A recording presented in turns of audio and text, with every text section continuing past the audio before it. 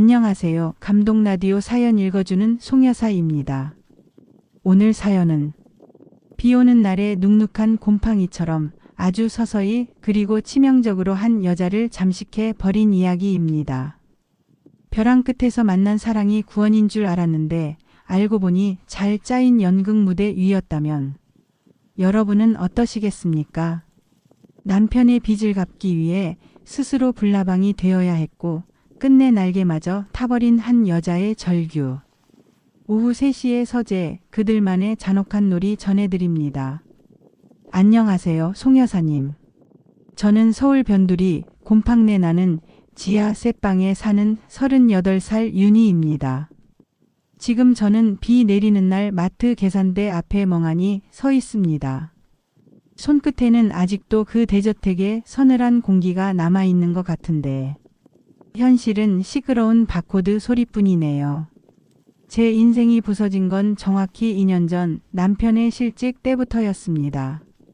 성실했던 남편은 해고 통보를 받은 날부터 괴물이 되었습니다. 재취업은커녕 주식으로 한 방에 인생 역전하겠다며 제 쥐꼬리만 한 마트 월급을 훔쳐가고 급기야 제 명의로 대출까지 받아 주식에 쏟아부었습니다. 야, 300만 원만 줘봐. 이번엔 진짜 소스 얻었어. 대박이라니까. 아, 좀 내놓으라고. 매일 아침 제 지갑을 뒤지며 짐승처럼 으르렁거리는 남편. 저는 낮에는 진상 손님들의 욕바지가 되고 밤에는 남편이라는 거머리에게 피를 빨리는 밑바닥 같은 삶을 살았습니다. 그저 숨만 붙어있는 껍데기였습니다. 사람들은 펑퍼짐한 마트 유니폼을 입은 저를 그저 평범한 아줌마로만 대했습니다. 하지만 그들은 제가 미스 시절 꽤 잘나가는 에어로빅 강사였다는 사실을 몰랐을 겁니다. 비록 얼굴은 삶에 찌들어 푸석해졌지만 유니폼 속에 숨겨진 제 몸매만큼은 20대 못지않게 탄탄했고 볼륨이 있었습니다. 그건 이 구질구질한 시궁창 같은 현실에서 제가 유일하게 지키고 있던 마지막 자존심이었습니다. 그러던 어느 날 마트 단골인 이내 사모님이 제게 명함을 건넸습니다. 자기 일 처리 꼼꼼해서 눈여겨봤어요. 우리 집 도우미 할래요? 페이는 지금의 2배. 2배. 그 돈이면 남편 몰래 빚을 갚아 나갈 수도 있었습니다. 저는 뒤도 안 돌아보고 그 화려한 집으로 들어갔습니다. 그 대저택은 제 좁은 지하 셋방과는 공기부터 달랐습니다. 은은한 디퓨저 향기, 먼지 하나 없는 대리석 바닥. 그리고 그곳엔 사모님의 남편, 소설가 순호 씨가 있었습니다. 늘 돈 내놓으라고 소리치는 제 남편과 달리 서재에서 글을 쓰는 그는 젠틀하고 우아했습니다. 저는 바쁜 사모님 대신 순호 씨의 식사를 챙겨야 했고 구석구석 청소를 하다 보면 하루가 훌쩍 지나가 버리는 것입니다. 저는 화려한 요리는 할 줄 몰랐습니다. 그저 냉장고 깊숙이 박혀있던 묵은지를 꺼내 푹 끓인 김치찌개, 콩나물 무침, 생선구이 정성 가득한 집밥이었습니다. 그런데 그 소박한 밥상을 받은 순호 씨의 표정을 잊을 수가 없습니다. 보글보글 끓는 김치찌개 냄새를 맡더니 안경 너머의 눈동자가 묘하게 흔들리더군요. 마치 아주 오랫동안 허기에 시달린 사람처럼요. 윤희 씨 이거 정말 맛있네요. 집밥 먹어본 지가 언젠지 모르겠어요. 인희는 늘 바쁘니까. 이 묵은지 맛 우리 어머니가 해주던 맛 같아요. 그는 국물 한 방울 남기지 않고 그릇을 비웠습니다. 그리고 저를 올려다보는 눈빛이 달라져 있었습니다. 단순한 도우미가 아니라 따뜻한 밥 짓는 냄새가 나는 여자. 소설가인 그가 꿈꾸던 이상형의 모습을 제게서 발견한 것이었죠. 그날부터 저는 립스틱을 바르고 앞치마 끈을 허리가 잘록해 보이게 꽉 조여 매기 시작했습니다. 결정적인 사건은 장마가 시작되던 날 터졌습니다. 사모님은 해외 출장을 가셨고 넓은 집엔 저와 순호 씨뿐이었죠. 장을 보고 돌아온 저는 갑작스런 소낙비에 흠뻑 젖어 있었습니다. 얇은 블라우스가 빗물에 젖어 몸에 찰싹 달라붙었고 숨겨왔던 제 탄탄한 가슴 라인과 굴곡이 적나라하게 드러났습니다. 2층 계단에서 내려오던 순호 씨가 그 모습을 보고 멈칫했습니다. 따뜻한 밥상을 차려주던 단아한 여자가 비에 젖어 관능적인 몸매를 드러내고 서 있었으니까요. 늘 점잖은 척하던 그의 눈동자가 굶주린 숫사자처럼 거칠게 흔들리고 있었습니다. 윤희 씨 비를 다 맞았네요. 닦아줄게요. 수건을 들고 다가온 그의 목소리는 떨리고 있었습니다. 젖은 제 어깨를 감싸쥐는 뜨거운 손길. 빗소리에 묻혀버린 거친 숨소리. 선생님, 이러시면 안 돼요 하고 밀어내려 했지만 제 몸은 이미 그를 원하고 있었습니다. 순호는 제 브라우스 단추를 하나하나 열었고 그때마다 나의 심장은 요동쳤습니다. 누가 먼저랄 것도 없이 서로에게 열중하여 서재 위의 물건들이 흩어지고 순호 씨와 난 마치 불덩이 마냥 타올랐어요. 그 불덩이가 식을 때 즈음 순호 씨는 내 귀에 조용히 속삭였습니다. 사랑해, 이 지옥에서 내가 구해줄게. 저는 그게 진짜 사랑인 줄 알았습니다. 하지만 어쩌면 그때 멈췄어야 했습니다. 사모님의 그 경고를 들었을 때 말이죠. 순호 씨와의 관계가 깊어질 무렵 출장에서 돌아온 사모님이 저를 불렀습니다.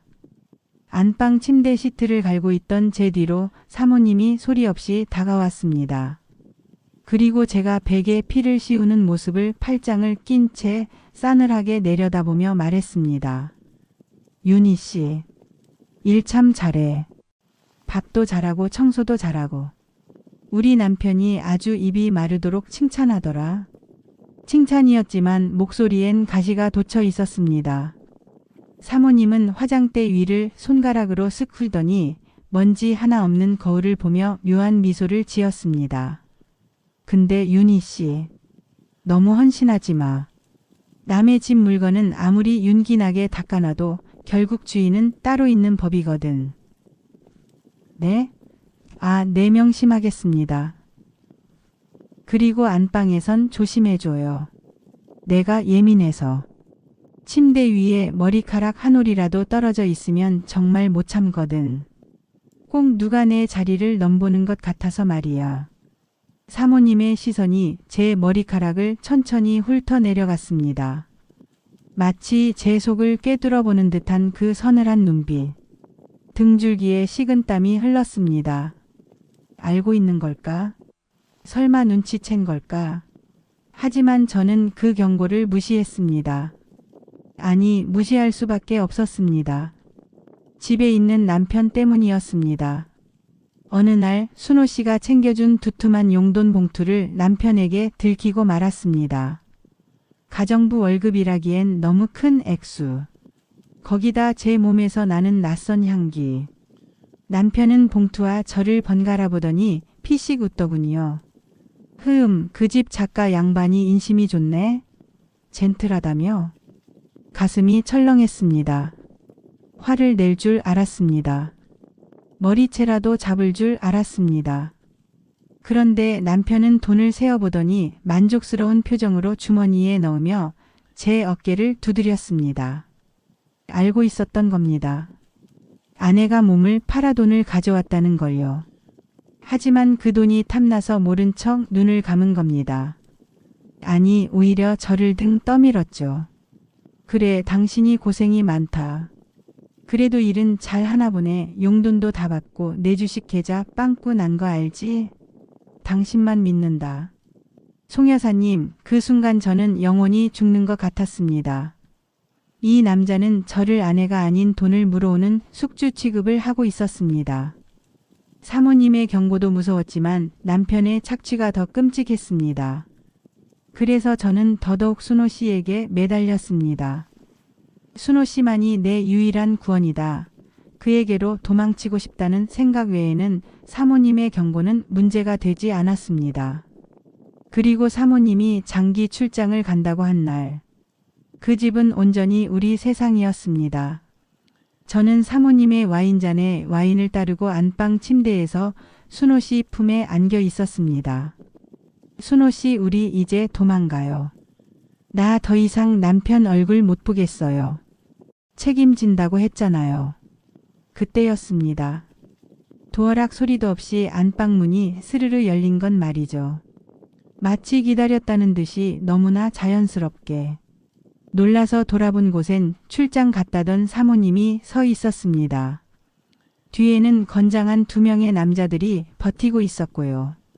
사모님 손에 핸드폰 속 그 화면 속에 방금까지 뒹굴던 우리 모습이 생중계되고 있었습니다. 화장대 거울 위 액자 뒤. 곳곳에 숨겨진 렌즈가 번뜩이고 있었던 겁니다. 사모님. 저는 이불로 몸을 가리며 벌벌 떨었습니다. 순호 씨도 소스라치게 놀라 이불을 뒤집었었죠. 그런데 사모님 표정이 너무 차분했습니다. 아니, 지루해 보였어요. 사모님은 침대 위에 돈 봉투 하나를 툭 던지며 며칠 전 저에게 경고했을 때와 똑같은 차가운 톤으로 말했습니다. 여보, 이번엔 좀 오래 갔네. 2달인가? 저번 아줌마는 일주일도 못 갔잖아. 김치찌개가 입에 좀 맞았나 봐. 네? 저번 아줌마라니요? 이게 무슨 소리죠? 제가 멍하니 있는데 이불 속에 숨어있던 순호 씨가 고개를 빼꼼 내밀며 세상에서 제일 귀찮다는 표정으로 대꾸하더군요. 아, 뭐야. 어차피 당신은 나랑 이런 거 싫어하잖아. 한창 좋았는데. 아, 이번 아줌마는 몸이 탄탄해서 진짜 좋았는데. 근데 눈치가 너무 없어서 어쩔까 하던 참이긴 했지. 살짝 질리긴 했어. 그래도 1달은 더 놀고 싶었는데 왜 질투났나. 순간 제 귀를 의심했습니다. 사랑한다던 그 입으로 질린다니요? 1달은 더 놀고 싶었다고요? 제가 충격에 빠져 쳐다보자 사모님이 저를 보며 혀를 쯧쯧 차더군요. 윤희 씨, 내가 경고했잖아. 남의 물건 탐내지 말라고. 눈치가 이렇게 없어서야. 당신이 5번째야. 우리 남편 글 안 써지면 도우미랑 자는 버릇 있거든. 질릴 때쯤 되면 내가 와서 정리하고. CCTV로 다 보고 있다가 타이밍 맞춰서 들어오는 거 그냥 나오는 짬은 아니잖아. 그들에게 제 분류는, 제 절박한 사랑은 그저 반복되는 일상이고 부부의 잔혹한 취미생활이었던 겁니다. 순호 씨는 옷을 주섬주섬 챙겨 입으며 제게 말했습니다. 윤희 씨도 재미 좋았잖아. 남편 빚도 갚고. 그 봉투에 퇴직금이랑 수고비 넉넉히 넣었어. 깔끔하게 끝내자고. 질척거리지 말고. 저는 할 말을 잃었습니다. 사모님은 제 옷가지와 가방을 현관 밖으로 집어 던졌습니다. 5분 줄게. 나가. 안 그러면 상간녀 소송 걸 거야. 내일 그 돈 밝히는 남편한테 청구서 날아가면 볼만하겠네. 안 그래? 저는 쫓겨나듯 그 집을 나왔습니다. 쏟아지는 빗속에서 손에 들린 돈 봉투가 인두처럼 뜨거워서 견딜 수가 없었습니다. 집에 돌아갔을 때 남편은 제가 비에 젖어 들어온 건 신경도 안 쓰고 제 손에 들린 돈 봉투부터 낚아채더군요. 역시 우리 마누라 능력 있어. 수고했어. 라며 낄낄거리는 남편을 보며 저는 정말로 모든 게 무너져 내렸습니다. 지금 저는 다시 마트입니다. 저는 그들을 생각하며 기계적으로 바코드를 찍습니다. 봉투 필요하세요? 영수증 버려드려요. 사랑이 구원인 줄 알았는데 힘없는 사람에겐 사랑조차 사치였고 그들의 잔혹한 장난감에 불과했다는 사실이 저를 미치게 만듭니다. 송 여사님, 저는 이제 어떻게 해야 할까요? 5번째, 그 건조하고 사무적인 단어들이 윤희 씨의 가슴을 얼마나 난도질했을까요? 주인은 따로 있다던 사모님의 경고는 무섭네요. 가진 자들의 오만과 돈 앞에 비겁한 남편 사이에서 윤희 씨는 철저하게 이용만 당했습니다. 하지만 윤희 씨, 그 모든 일들 빨리 잊어버리세요. 아예 없었던 일처럼요. 그리고 그 지옥 같은 집에서 제발 탈출하시길 바랍니다. 분명히 벗어나면 길이 있을 거예요. 지금까지 감동 라디오 사연 읽어주는 송여사였습니다. 구독, 좋아요, 알림 설정은 제에게 힘이 됩니다.